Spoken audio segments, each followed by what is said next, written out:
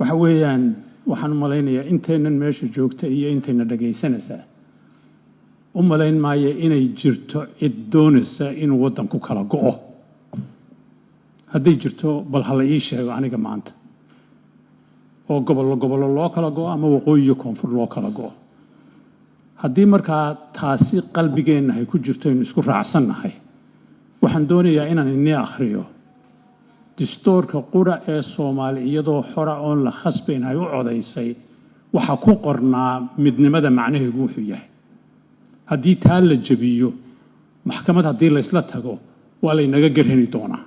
marka taasaan doonayaa inaan inii akhriyo iga raalli ahaada waxa la oran jiray taasi af ingiriisku dastuurka hore ku qornaa iyo af Talyaani af Soomaali kuma qornayn marka Talyaaniga ma aqaano laakiin af ingiriiskan waxoogaa ka qaana marka taasaan inii akhriyo dabeedna af Soomaali baan ku tarjumi doonaa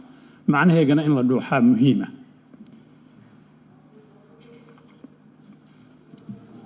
waxa la oran jiray the Union Act ama qodobka midnimada ee dastuurka dadka Soomaaliyeed iyagoo xora oo military khasbeen oo warlords khasbeen oo cid kale khasbeen ay u codeeyeen waxay oranaysaa the state of Somaliland and the state of Somalia do hereby unite u fiirsada kelmadaha walaal do hereby unite and shall forever that's the keyword and shall forever remain united in a new independent democratic unitary republic in the name of the Somali Republic hadduu looyaray nagu jira haddii la dhuuxo markaasi waxa weeye